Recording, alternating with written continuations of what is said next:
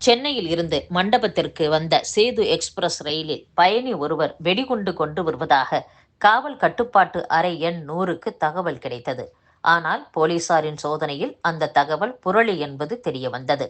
மேலும் கடலூர் மாவட்டம் விருத்தாச்சலத்தைச் சேர்ந்த கோவிந்தன் மகன் தண்டாயுதபாணி பொய்யான தகவலை கூறி புரளி கிளப்பியதும் தெரியவந்துள்ளது.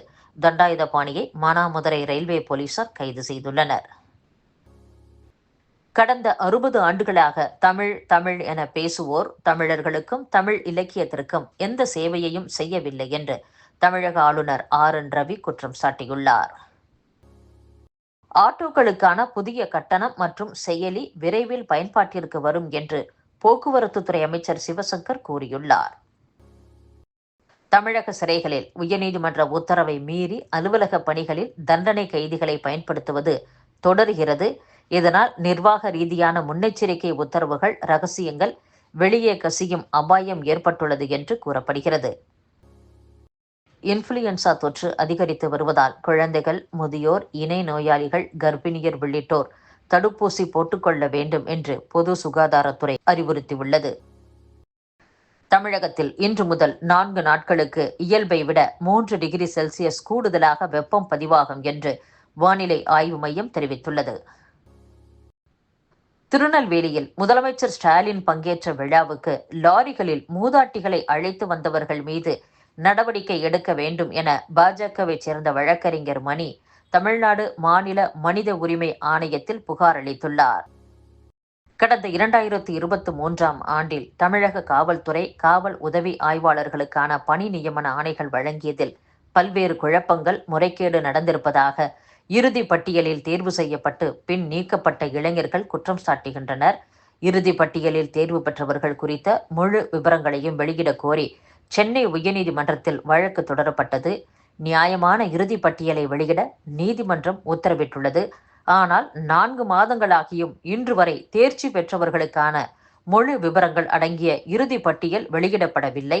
அரசு பணிகளுக்கான தேர்வுகளில் பல முறைகேடுகள் நடக்கின்றன. அதற்கு காவல்துறை பணிகளும் விலக்கல்ல என்று தமிழக பாஜக தலைவர் அண்ணாமலை கூறியுள்ளார்.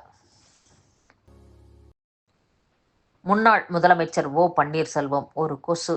நாட்டில் பல பிரச்சனைகள் இருக்கும்போது கொசு குறித்து பேச நேரமில்லை. தேர்தலில் அதிமுகவை வெற்றி பெற வைக்கும் ரகசியம் தன்னிடம் உள்ளதாக கூறியிருக்கிறார் பன்னீர்செல்வம். நீட் தேர்வை விலக்கும் ரகசியம் உள்ளது என உதயநிதி ஸ்டாலின் கூறினார். திமுகவுடன் கள்ளத்தொடர்பு வைத்ததால் அந்த நோய் பன்னீர்செல்வத்திற்கும் தொற்றிவிட்டது. ரகசியம் என கூறி தொண்டர்களை ஏமாற்ற பார்க்கிறார். அவரது ஏமாற்று வேலை அதிமுக தொண்டர்களிடம் எடுபடாது என்று அதிமுக முன்னாள் அமைச்சர் ஜெயக்குமார் கூறியுள்ளார்.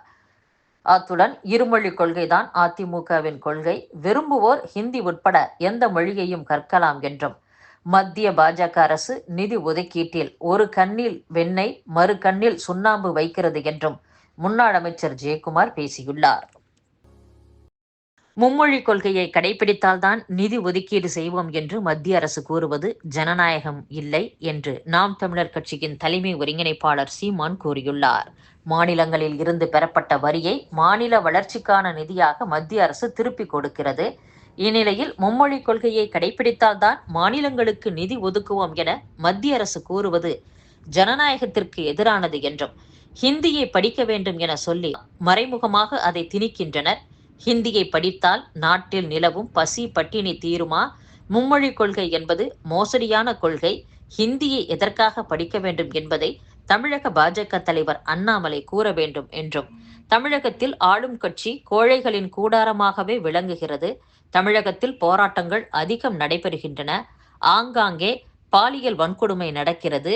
மயிலாடுதுறையில் கள்ளச்சாராயத்தை தடுத்த இளைஞர்கள் படுகொலை செய்யப்பட்டுள்ளனர். நல்லாட்சி கொடுப்பவர்கள் ஏன் ஈரோடு இடைத்தேர்தலில் நோட்டு கொடுத்து ஓட்டு வாங்கினர்? நல்லாட்சி நடத்துவதன் லட்சணம் இதுதான் என்றும் சீமான் பேசியுள்ளார். தமிழக பட்ஜெட்டில் புதிய திட்டங்களை அறிவிப்பது தொடர்பாக அரசு துறை அதிகாரிகளுடன் அமைச்சர்கள் ஆலோசனை நடத்தினர். ஒவ்வொரு நிதியாண்டுக்கு முன்பு தமிழக அரசு தனது பட்ஜெட்டை சட்டப்பேரவையில் தாக்கல் செய்து வருகிறது. பட்ஜெட்டை இறுதி செய்வதற்கு முன்பு முக்கிய துறைகள், வணிகர்கள், தொழில்துறையினர் உள்ளிட்டோரை நிதித்துறை அமைச்சர் செயலர் அழைத்து கருத்து கேட்பது வழக்கம். 2025-26 நிதியாண்டிற்கான பட்ஜெட் மார்ச் 14 சட்டப்பேரவையில் தாக்கல் செய்யப்பட உள்ளது. முன்னதாக பட்ஜெட் தொடர்பாக 3 நாட்கள் கருத்து கேட்பு கூட்டம் தலைமை செயலகத்தில் தொடங்கியது. நகர்ப்புற மற்றும் ஊரக உள்ளாட்சி மன்றங்கள், மக்கள் நல்வாழ்வுத்துறை, பள்ளிக்கல்வி மற்றும் உயர்கல்வி துறைகள் சார்ந்த கருத்து கேட்பு கூட்டங்கள் நடைபெற்றன. பெண்களுக்கான புற்றுநோய் தடுப்பூசி 5 முதல் 6 மாதங்களில் பயன்பாட்டிற்கு வரும் என்று மத்திய சுகாதாரம் மற்றும் குடும்ப நலத்துறை அமைச்சர் பிரதாப் ஜாதவ் தெரிவித்துள்ளார். சபரிமலை சன்னிதானத்தில் 18 படிகளில் ஏறியதும் கொடிமரத்தின் இரு பக்கங்கள் வழியாக சென்று ஐயப்ப சுவாமியை அதிக நேரம் தரிசிக்கும் புதிய திட்டம் மார்ச் 14 முதல் 6 நாட்களுக்கு சோதனை அடிப்படையில் செயல்படுத்த உள்ளதாக தேவசம் போர்டு அறிவித்துள்ளது.